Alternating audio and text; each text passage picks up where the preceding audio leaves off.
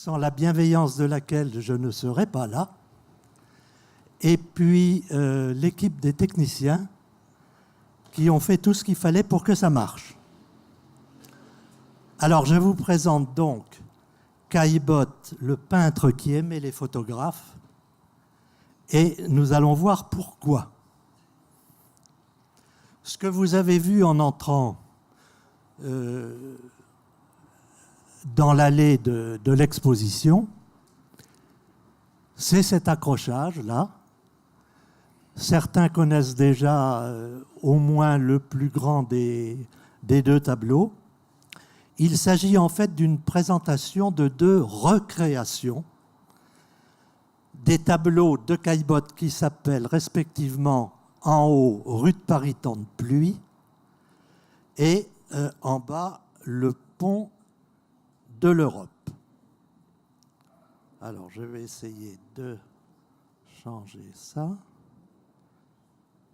Et vous voyez que cette année, les tableaux présentés sont agrémentés d'un petit QR code à droite ou à gauche, avec lequel, si vous êtes équipé de...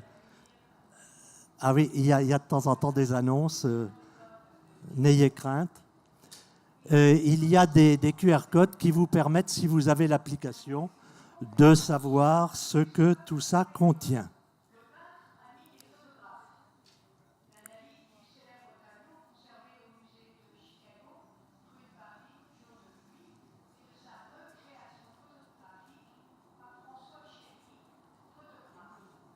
Voilà.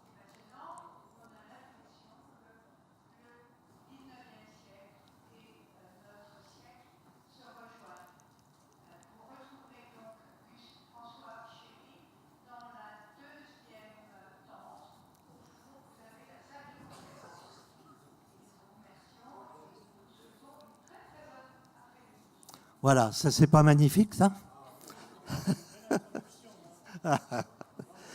Alors, voilà le chef-d'œuvre de Caillebotte. En tout cas, un de ses chefs-d'œuvre très connus. Le plus connu est peut-être Les Raboteurs de parquet. Mais je ne l'ai pas mis là pour de bonnes raisons. Et j'ai mis celui-là. Il est conservé au musée de Chicago. Il fait tout de même 2,12 m de haut et 2,76 m de large. Un tableau de 3 mètres de large, c'est tout de même assez rare. Et c'est extraordinaire quand on le voit. Quand on s'approche de lui, s'il est accroché à bonne hauteur, on a exactement la taille des personnages qui sont en premier plan. Ils sont grandeur nature. C'est absolument extraordinaire. Alors, ce tableau a été exposé à la 3e exposition des impressionnistes. Et la scène se place sur la place de Dublin, dans le quartier de l'Europe, près de la gare Saint-Lazare. Je vous montrerai une carte ensuite, pour ceux qui ne connaissent pas bien l'arrière de la gare Saint-Lazare. Et le deuxième tableau s'appelle Pont de l'Europe. Il est de 1876. Je n'ai pas dit que le précédent était de 77. Il est également situé dans le quartier de l'Europe, vous verrez sur la carte, présenté à la même exposition des impressionnistes. Cette 3e exposition des impressionnistes se tenait en 1877. Et on en reparlera juste après. C'est une vue de la gare Saint-Lazare au travers des brumes de la matinée, je pense, et on devine évidemment les petites locomotives de l'époque qui arrivent là. Cette structure métallique est extraordinaire. C'est un pont qui, en fait, représente l'emblème du modernisme à cette époque-là, puisque l'architecte, je pense que j'en reparlerai tout à l'heure, était un homme qui était très connu dans le domaine des calculs des matériaux, de la charpente métallique. Et en fait, ces constructions nouvelles, extraordinaires pour l'époque, eh bien, trouvent un peu leur aboutissement 13 ans plus tard, lorsqu'on va construire la Tour Eiffel. Voilà le quartier. Donc, vous voyez ici... Alors, où est mon pointeur? Voilà. Vous voyez ici la gare Saint-Lazare. En tout cas, le faisceau des voies qui s'en détache et qui file là-bas vers Rouen. Le pont de l'Europe, il est là. C'est un pont parce que, au départ, c'était une place, mais on a tellement creusé en dessous pour faire passer les voies qu'il est devenu un pont. C'est pourquoi on a construit cette extraordinaire structure métallique. La place de Dublin, dont j'ai parlé juste avant, est là, dans ce quartier extraordinaire, et entre les deux sites, il n'y a pas plus de 200 mètres. Alors, je vous ai ajouté sur la carte quelques repères qui sont intéressants. L'hôtel où habite Caillebotte, autrement dit, il habite dans le coin.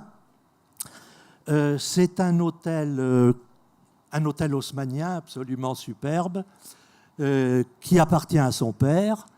Son père était un homme d'affaires, on dirait aujourd'hui un milliardaire.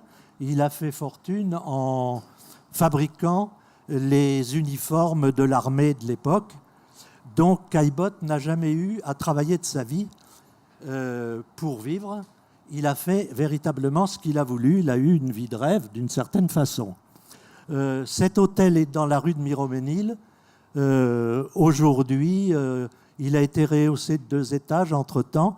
Et aujourd'hui, il abrite les bureaux du cabinet d'avocats de Nicolas Sarkozy. C'est la rue, comment s'appelle-t-elle cette rue? C'est la rue de Miromesnil. C'est celle qui descend quasiment à l'Élysée, hein, un peu en bas. Bon. À l'autre extrémité, au nord-est, là, il y a la maison de Zola. Et je parle de Zola parce que lui aussi, Zola, aura décrit la modernité à sa façon, et on va voir comment il se passionne à la fois pour la photographie, puisqu'il a terminé sa vie en faisant de la photographie, et puis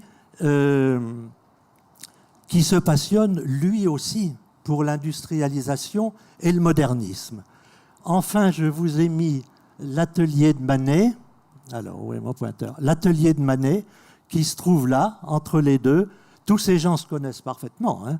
Ils vont au restaurant ensemble et dans toutes les grandes manifestations.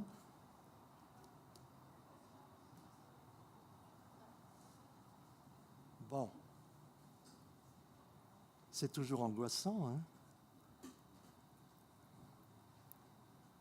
Je reviens, voilà. L'atelier de Manet, on en reparlera tout à l'heure, mais c'est l'ami aussi des impressionnistes, si lui ne l'est pas. Et puis, je vous ai mis l'atelier de Monet. L'atelier de Monet, c'est un grand mot. En réalité, c'est une chambre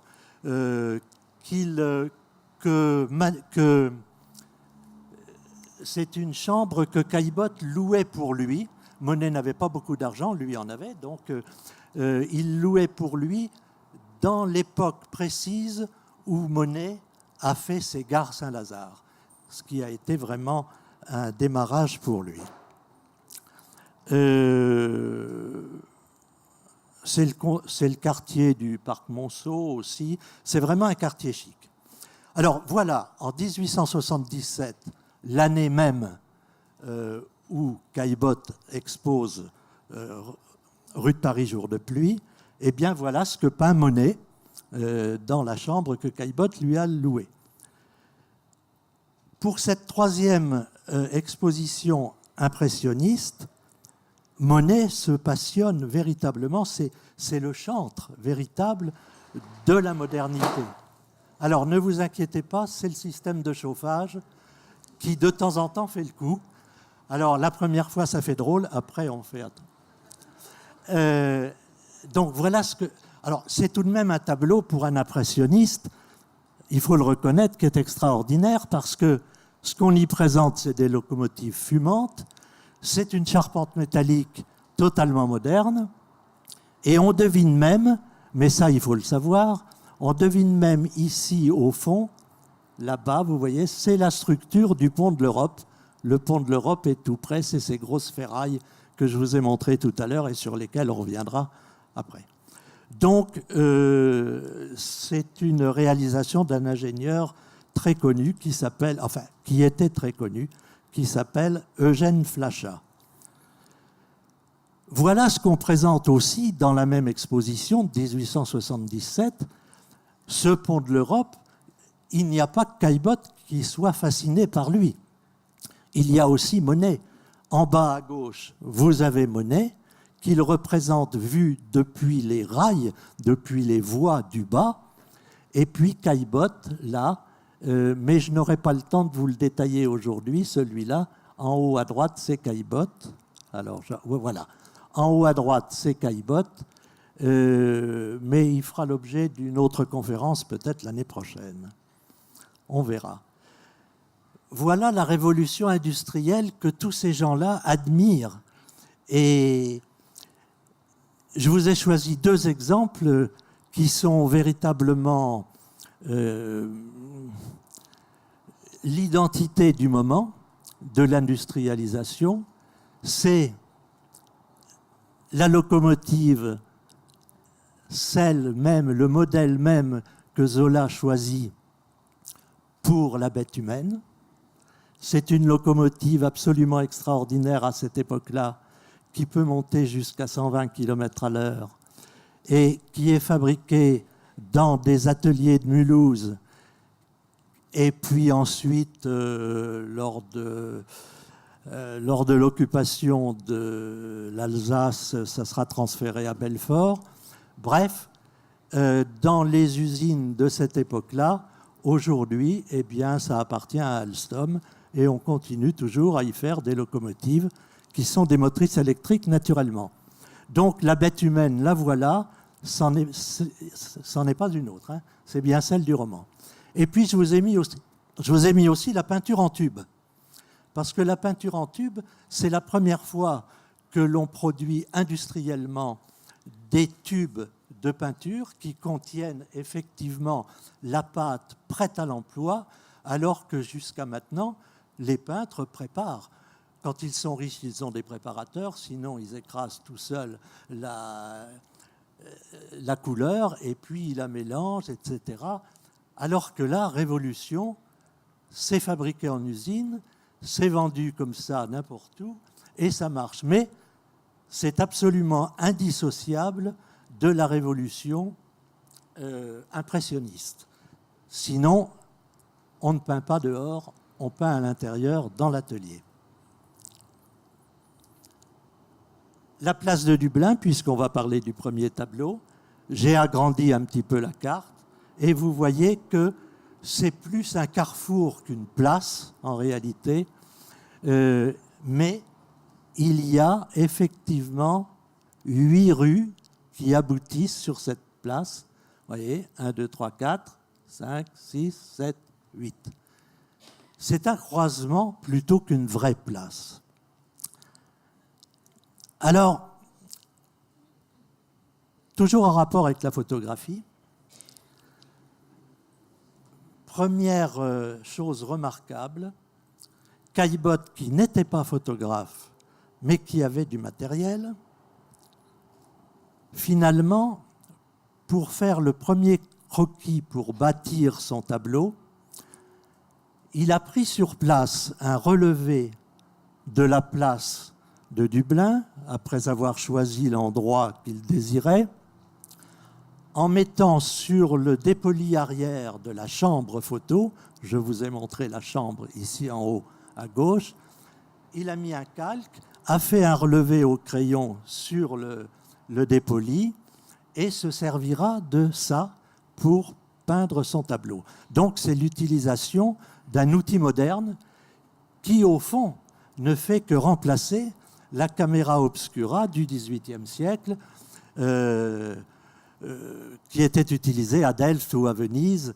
Beaucoup d'artistes de cette époque-là, en particulier les védutistes, utilisaient la caméra obscura. Là, c'était plus facile à utiliser, c'était plus rapide. Il avait surtout plus de luminosité avec un appareil photo. Autre sujet de modernité, c'est le réverbère. Alors pourquoi je vous en parle quelques secondes? Je reviens en arrière. Ce qui est caractéristique, c'est qu'effectivement, le tableau est carrément coupé en deux par un réverbère. Il faut tout de même le faire. Aujourd'hui, ça ne choquerait plus personne, mais à cette époque-là, c'est tout de même pas rien d'aller mettre, j'allais dire, comme personnage principal, un réverbère qui coupe comme ça le tableau en deux. Et on va comprendre ensuite.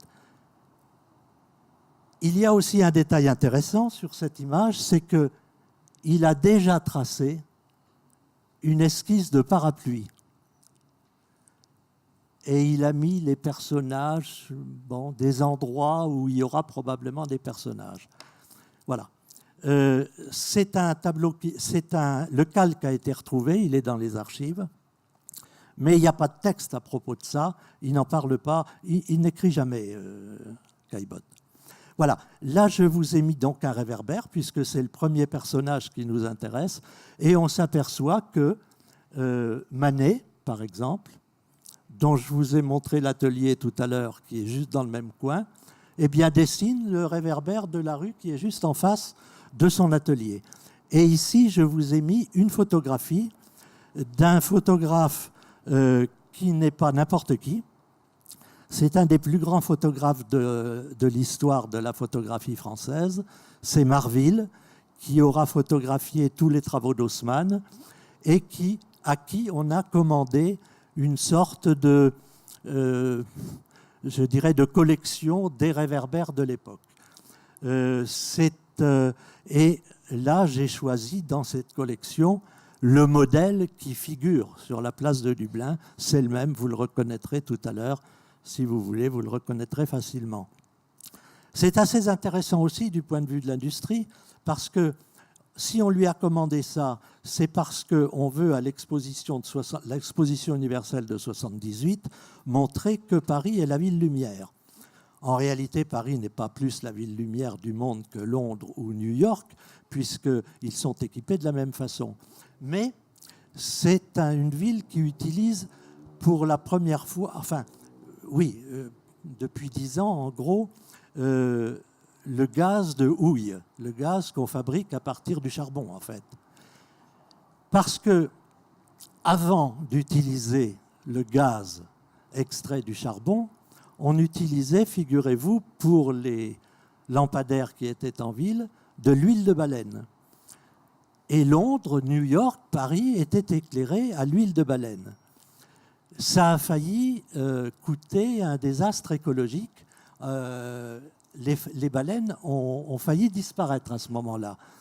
Quand on a installé le gaz de ville à Paris, les Anglais ont fait un dumping absolument formidable parce que c'est eux en particulier qui pêchaient le plus et ils voulaient évidemment placer leur... Bon.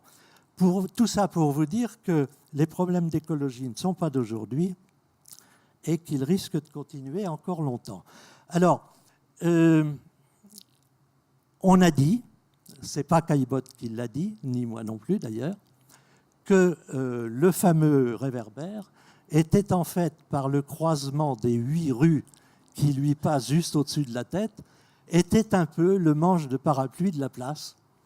Et il se trouve que le parapluie, c'est aussi un produit de l'industrialisation de l'époque, parce que ça n'est pas si simple qu'il y paraît de fabriquer un parapluie léger, solide, puisque les baleines sont en acier et que pour en fabriquer de très fines et de très solides, il faut un équipement industriel.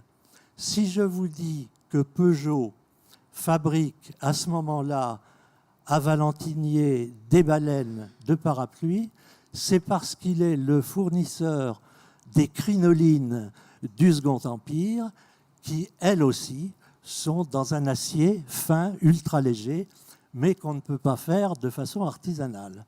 Donc il fournit l'acier pour ça. Je vous rappelle que Peugeot, ce n'est pas d'aujourd'hui, ça commence en 1810.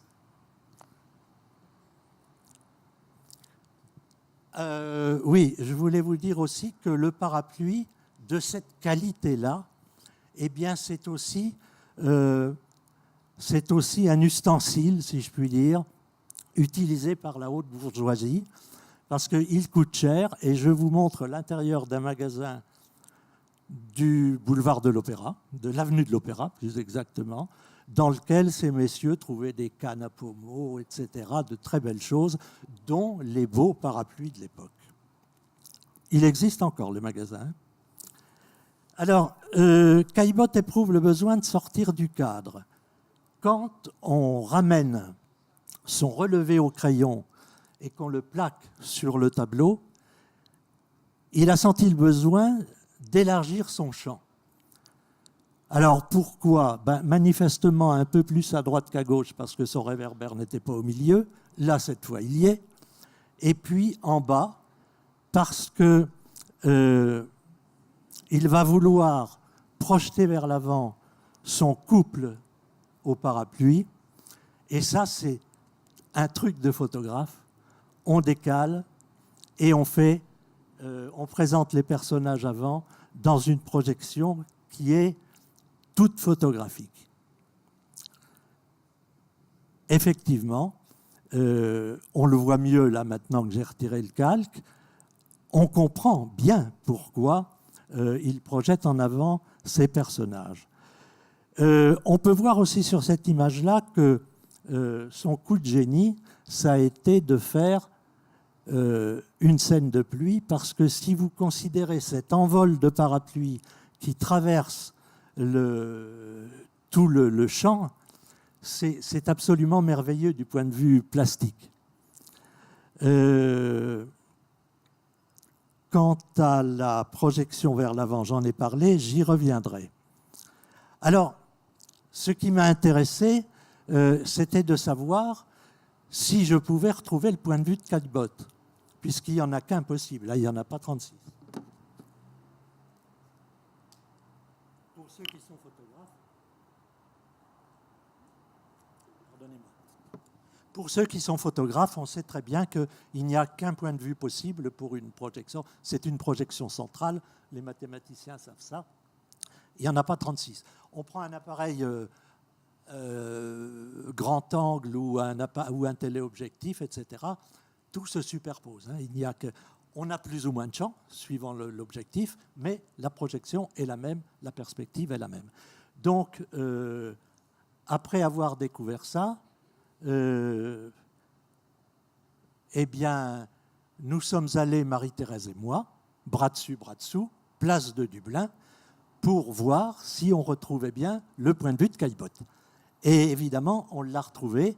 Donc, je vous montre des premiers clichés pris comme ça.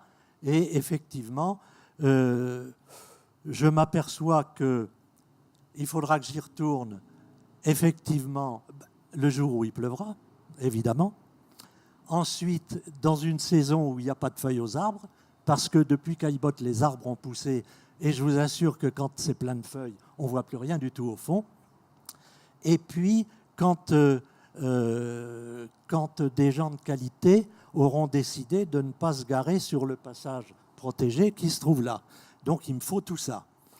Ça n'a pas été facile.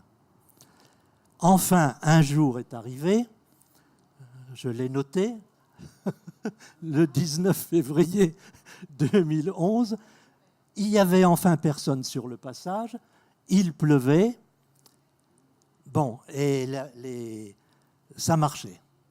Il y avait même une voiture arrêtée, qui venait de s'arrêter, qui avait encore ses stops.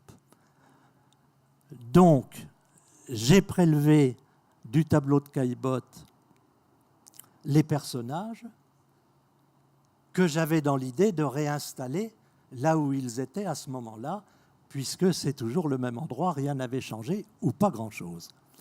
Alors là, on voit encore mieux l'envolée de parapluie dont je vous ai parlé, et puis on remarque mieux sur une photographie comme celle, enfin sur un montage comme celui-là, en particulier, on se rend compte qu'il s'agit d'une foule en mouvement. Donc ça aussi, c'est un instantané photographique. C'est une foule en mouvement. tout le monde bouge là-dedans. C'est très intéressant. Et puis, quand on l'analyse de plus près, les personnages du fond, ils sont un peu flous, les personnages de devant sont nets. C'est véritablement le fait d'une photographie avec une profondeur de champ. Et ça, il le sait. Il travaille pour ça. Hein. Alors, bon, j'ai dû faire un petit peu d'effort pour que les personnages ne soient pas découpés comme si je les avais découpés au ciseau. Sinon, ça se serait vu. Donc, j'ai travaillé les bords, etc. Mais ça, c'est une cuisine interne. Et puis, voilà ce que ça donne au premier essai. On voit que les personnages trouvent leur place, que celui qui traverse est sur le passage clouté. Donc, c'est très intéressant. Mais j'ai un gros problème. Le bistrot qui est à droite, eh bien, il est dans une terrasse qui ressort de l'alignement des buildings de la rue. Donc, il me bouge du champ au fond et je ne vois plus les immeubles du fond qui se trouvent sur la droite. Alors, ou je me contente de ça, ou bien je sors les meilleurs morceaux de Photoshop et puis je m'arrange pour faire quelque chose. Alors, je ne vais pas vous détailler, mais je suis allé beaucoup plus près, au-delà de la terrasse. J'ai photographié les immeubles de droite qui me manquent, et puis je les ramène sur mon champ de travail. Comme vous pouvez vous en douter assez facilement, ils ne sont pas à la bonne dimension et ils ne sont pas dans la bonne perspective. La difficulté, c'est de les transformer pour qu'ils deviennent à la dimension de ce qu'ils auraient été si je les avais eus sur mon cliché de départ. On peut le faire, nos outils modernes nous permettent de faire ça, c'est intéressant. Donc je le mets en place, je le réduis, il me reste à faire reculer la façade du bistrot, ce que je fais. Quand je le pousse à droite, alors attendez, où est mon pointeur? Voilà. Si je le repousse à droite, évidemment, j'ai un trou. Il faut donc que je reconstitue du trottoir. En prenant les dalles qui se trouvent par là, je vais y arriver. Je vous passe les détails et à la fin, j'obtiens ça. Donc, j'ai bien tous les immeubles du fond, exactement comme Caillebotte les avait sur son truc. Et je fais un premier tirage d'1,30 m de large en 2013.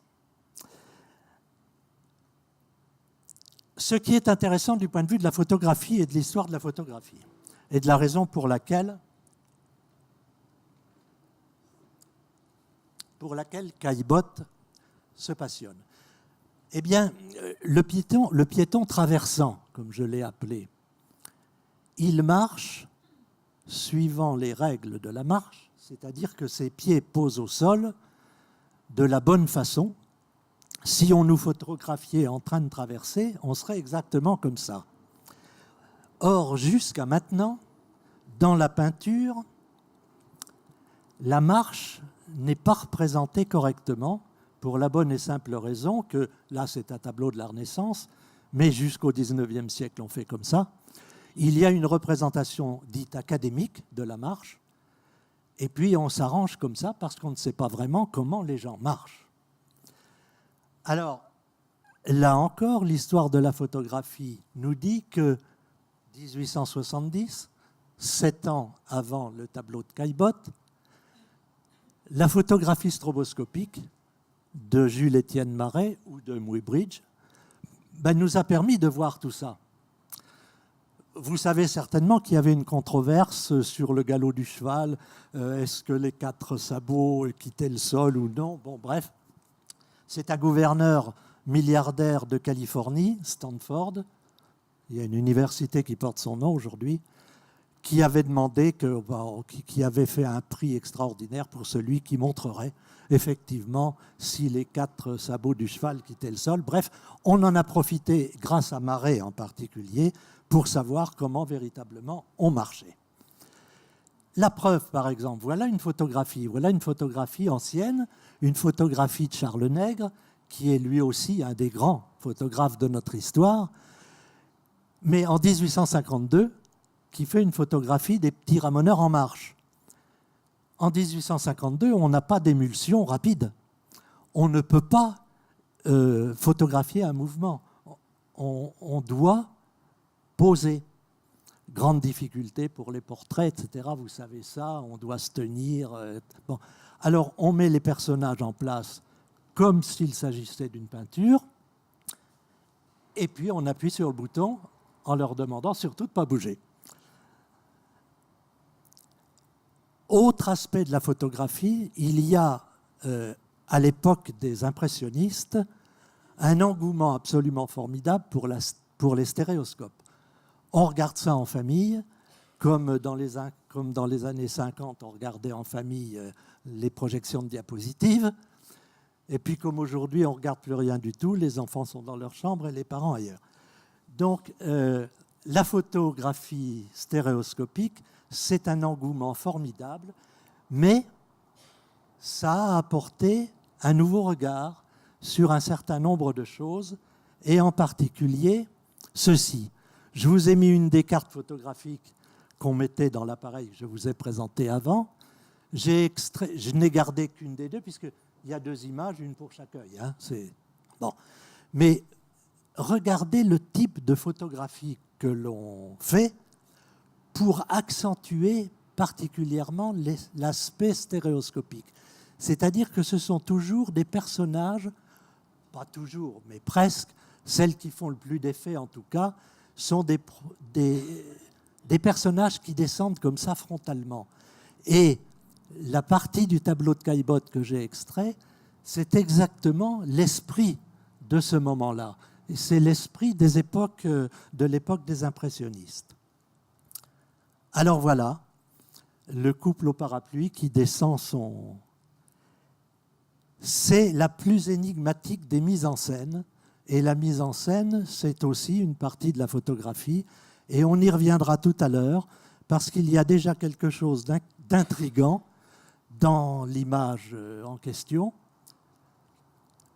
Caillebotte a mis sous chaque parapluie un personnage et un seul, sauf un parapluie qui est utilisé pour un couple. Alors c'est intéressant de savoir pourquoi. Il y a là quelque chose d'intriguant. Il faut attendre la fin de la conférence pour avoir le résultat. Je viens un petit peu au pont de l'Europe. Je vous ai dit que le pont de l'Europe, on l'a vu sur la carte, était derrière la gare Saint-Lazare. Il est présenté, je vous l'ai dit, à la même exposition. Et moi, je l'ai présenté comme ça. C'est-à-dire que j'ai conservé les personnages et la structure métallique du pont qui ont disparu aujourd'hui. Donc le premier plan n'existe plus, il est entièrement d'époque et de Caillebotte, et j'ai placé derrière la gare Saint-Lazare d'aujourd'hui avec ses trains magnifiques, et en particulier cette rame fabriquée par Bombardier dans une des usines qui a servi elle aussi au départ des chemins de fer pour fabriquer des locomotives qui étaient... c'était à peu près les mêmes que celles qu'on fabriquait à Mulhouse. Je ne m'étends pas sur les locomotives, vous n'êtes pas venus pour ça. Aujourd'hui, la gare Saint-Lazare s'est rapprochée de nous. Les quais ont souvent été allongés, évidemment. Ça s'est encore élargi, le faisceau est beaucoup plus large. Et vous voyez en bas une magnifique rame fabriquée par la société Bombardier. Mais fabriquée en France, quand même. Caillebotte en a fait des tas d'autres à la même époque. En haut à droite, vous avez cette fameuse structure, avec comme par hasard un monsieur qui accoste une dame protégée par sa petite ombrelle. Il y a quelques petits rapports avec le parapluie, ce n'est pas désagréable, mais là, ce n'est pas un temps de pluie. Et je vous ai mis une carte postale qui date de 1900, en fait, où vous voyez toutes ces structures qui ont disparu dans les années 30. Je vous rappelle où on est, place de Dublin, pont de l'Europe. Je pense que vous vous y reconnaissez. Je continue. Voilà un tableau qui représente, à cette époque-là, il est de 87. Bon, c'est 10 ans après la toile de Caillebotte, mais ça n'a pas changé, évidemment, à ce moment-là. Il s'agit de Norbert Guenot. Guenot était un graveur, je ne sais pas s'il y a des graveurs dans la salle, c'était un graveur montmartrois qui était célèbre, qui était un homme, véritablement un artiste absolument superbe. Mais là, pour l'occasion, il avait loué un atelier qui se trouvait au bord des voies. Il y avait énormément d'ateliers dans ce coin-là. Je vous ai indiqué l'atelier de Manet, mais il y avait des ateliers plein le coin. Et on voit là Bon, il a peut-être un peu exagéré sur les échappements de vapeur, peut-être, mais enfin, il y avait déjà un trafic formidable et il y avait de la vapeur qui se détachait. Et on insistait beaucoup là-dessus parce que c'était quand même quelque chose. C'était un spectacle à cette époque-là. Hein. C'était le même spectacle que celui auquel on assistait quand on emmenait nos enfants dans les années 50 voir les avions décoller d'Orly, par exemple. Bon. Aujourd'hui, on ne peut plus aller les voir décoller, c'est pas possible. Et puis, je vous ai mis une des photographies de l'époque, une photographie de 68, qui montre bien que depuis les voies de Saint-Lazare, on a cette structure métallique. Alors, sur le pont de l'Europe, il se passe des tas de trucs. Il n'y a pas que des trains qui passent. En dessous, ça passe. Au-dessus, ça se promène. Alors, voilà un tableau intéressant. Qui est un tableau de Jean Béraud. Je ne sais pas si vous connaissez Jean Béraud, mais c'est un peintre intéressant. C'est un peu un peintre pompier, comme on dirait aujourd'hui. Ça ne lui retire d'ailleurs rien. J'aime bien les pompiers, moi aussi. Certains ont fait de beaux tableaux, d'autres ont fait des croûtes, hein, mais bon, c'est comme nous avec nos photographies. Hein, on en fait quelquefois des bonnes, on en fait quelquefois des pas bonnes. Imaginez un peu ce qui se passe sur le pont de l'Europe à ce moment-là. Ben, vous y voyez vous y voyez des dames qui sont en général de beaux atours, vous y voyez des messieurs, et puis manifestement on s'attend les uns les autres. Il y a un jeune homme là qui vend des fleurs. Alors, en général, je vous dévoile tout de suite ce qui s'y passe. Je ne voudrais pas vous faire languir, mais en général, quand un monsieur a choisi une dame, il lui offre des fleurs, mais le bouquet lui étant présenté, le monsieur redonne le bouquet au jeune homme, qu'il doit porter à une adresse précise, qui est en général une adresse qui est du coin. Et au préalable, il a glissé une enveloppe entre les fleurs. Donc le gamin s'en va porter ses fleurs et on se retrouve, vous avez compris, dans un des immeubles du coin, et il y en a beaucoup parce que c'est un quartier où il y a beaucoup de richesses, et on se retrouve là.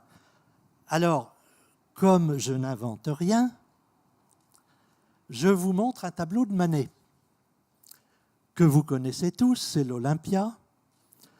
L'Olympia a été peinte en 1863. Eh bien, cette scène a été peinte dans une de ces maisons qui se trouvait dans la rue Monnier, qui est celle qui aboutit pile en face de l'atelier de Manet.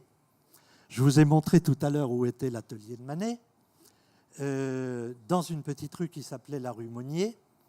Elle a changé de nom, donc je ne vous donnerai pas, messieurs, le nom de la rue actuelle. Enfin, vous l'avez vu sur le plan. La rue Monnier, rue de la Galanterie, il a fait un portrait. Alors là, c'est Victorine Meurant qui pose, hein, c'est son modèle habituel. Mais vous voyez, la dame est de retour. Sa servante lui présente le bouquet, où elle a pu vérifier auparavant que l'enveloppe y était bien. Et si le sourire est agréable, c'est que l'enveloppe était bien remplie. Ce tableau est merveilleux. Ce tableau est merveilleux parce que il est aussi caractéristique de l'éclairage au gaz dont je vous parlais tout à l'heure. Les immeubles n'étaient pas éclairés à l'électricité encore, et pour cause, et on avait de l'éclairage au gaz. L'éclairage au gaz, je vous assure que c'était quelque chose dont les gens qui ont connu la lumière se rappellent encore. Mon père m'en a parlé souvent parce que chez son père, on était éclairé au gaz et c'était un éclairage magnifique. Il y avait des jaunes assez chauds que vous retrouvez dans les yeux du chat qui, selon les critères de la peinture de l'époque, le chat, dans cette position-là, est un symbole érotique, au cas où vous ne l'auriez pas remarqué. Donc, je crois que maintenant vous avez compris. La voilà, la rue Monnier, en haut à droite. C'est celle dans laquelle il a mis le bec de gaz que vous avez vu au début. Hein? Voilà. Alors, maintenant, revenons à Caillebotte en 3 images, et je vous libère.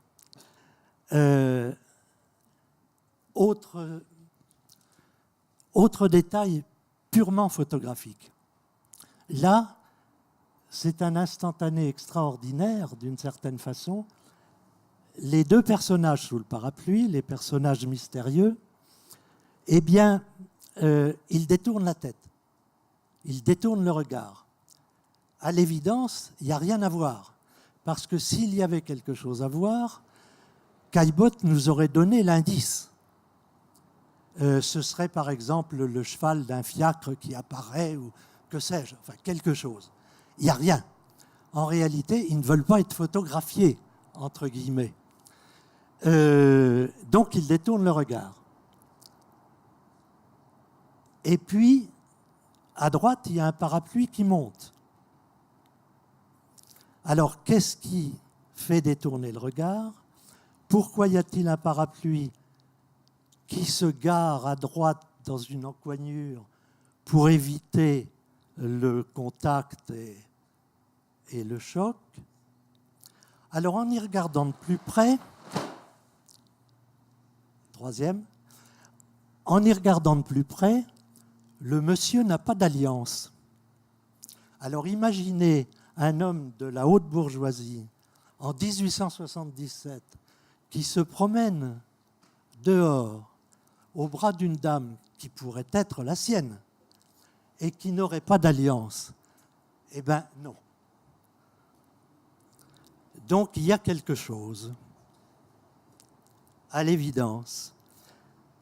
Et puis, la dame, elle a un diamant qui brille à l'oreille. Et manifestement, il brille. Caillebotte a pris soin de lui donner quelques éclats. Alors, la collision est-elle inévitable avec ce diamant sous la voilette? Là, manifestement, il y a un drame silencieux qui se joue. La collision est inévitable. Les parapluies vont-ils se toucher? Je ne peux pas vous le dire parce que je parle de photographie et là, c'est déjà du cinéma. Mesdames et messieurs, je vous remercie beaucoup.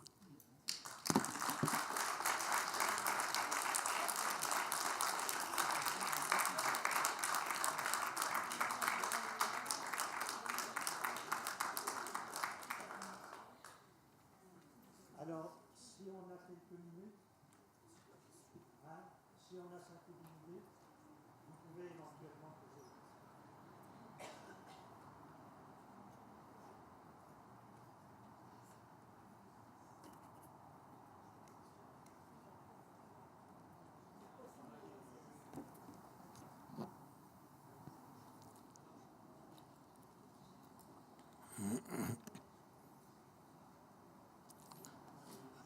qu'il y a sur la toile.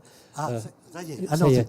Oui. Je constate également sur la toile, de façon technique, qu'il y a un traité absolument merveilleux. C'est une perspective qui est absolument extraordinaire. Oui. On peut peut-être en parler, mais c'est fou parce qu'il y a un traité là vraiment Oui. superbe. Oui. Il y a une profondeur. Alors, le choix de ce trottoir qui avance, il y est pour beaucoup, hein, parce que voilà. Mais c'est effectivement. D'ailleurs, dans le tableau de Caillebotte que vous avez aperçu tout à l'heure avec le pont de l'Europe, celui où il y a ce couple qui descend aussi, c'est pareil. Il y a une perspective qui crève l'écran. Hein. C'est absolument extraordinaire. Oui.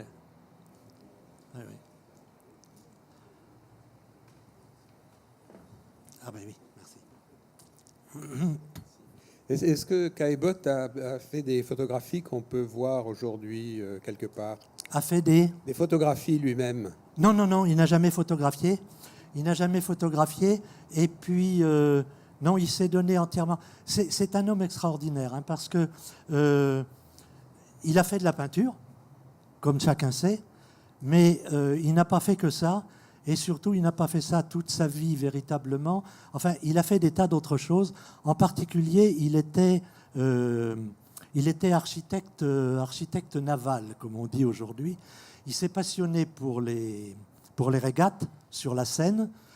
Quand il a quitté l'hôtel de ses parents, là, il est allé s'installer au Petit Gennevilliers pour faire des régates. Et il était fabricant, donc, enfin, oui, il fabriquait des bateaux, y compris pour lui. Et il a animé ces régates pendant plusieurs années. Il était passionné. Un détail amusant, par exemple, Caillebotte est vraiment un type extraordinaire.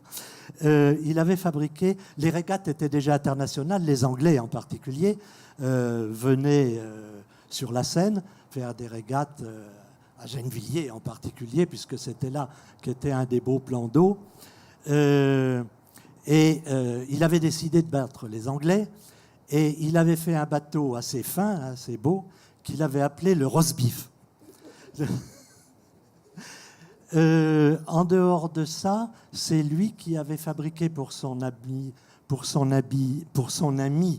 Monet, il lui avait fabriqué son bateau atelier. Puisque Monet avait un bateau atelier, il redescendait un petit peu la Seine, il remontait, et c'est Caillebotte qui lui avait fait son bateau.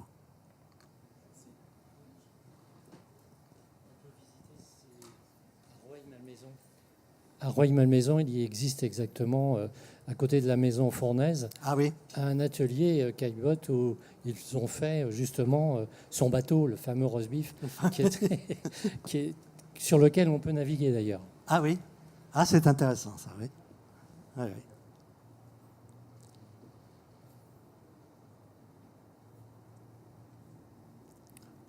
Bon, écoutez, si c'est terminé, si vous n'avez plus de questions, on va laisser nos aides, que je remercie, eux, là, en dernier, parce qu'ils m'ont sauvé la vie, sinon ça ne marchait pas. Et on va les laisser installer pour la conférence suivante. Merci encore.